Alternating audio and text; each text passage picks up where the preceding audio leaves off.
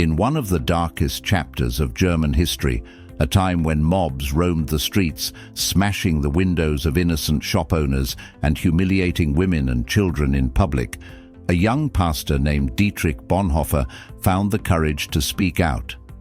He refused to stay silent while cruelty and injustice consumed his country. But after years of trying to open people's eyes, the consequences caught up with him. One evening, he returned home to find his father waiting with grim news. Two men were in his room, ready to take him away. Imprisoned, Bonhoeffer had time to reflect. He pondered how a nation renowned for its poets and thinkers had descended into a state where cowardice, corruption, and blind obedience reigned. And he came to a chilling conclusion. The real danger wasn't malice. It was stupidity. In his now famous letters from prison, he argued that stupidity posed a far greater threat to goodness than evil itself. Malice can be confronted, exposed, even fought against. But stupidity is impervious to reason, deaf to logic. It refuses to see facts, dismissing them as irrelevant or inconvenient. Worse still, those who have succumbed to it often feel completely satisfied in their ignorance. Easily irritated, they lash out when their views are challenged, making them unpredictable and dangerous. For that reason, Bonhoeffer warned, dealing with a stupid person requires more caution than confronting someone acting out of malice. But what is the nature of stupidity? It's not simply a lack of intelligence. Some incredibly bright individuals still fall victim to it. Nor is it something people are born with. Instead, it's something that spreads under certain conditions. People allow themselves to become stupid, often without realizing it. It's far less a personal failing and much more a societal phenomenon.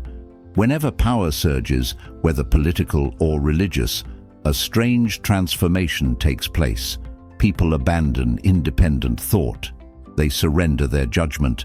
They become followers, content to let slogans and catchphrases do their thinking for them. And in doing so, they become tools, no longer capable of recognizing the wrongs they are complicit in. They don't just participate in evil, they fail to even see it as evil.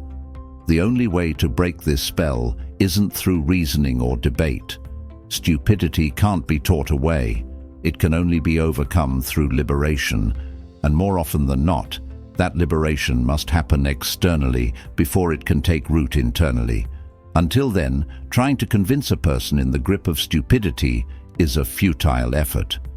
Bonhoeffer never lived to see the change he fought for.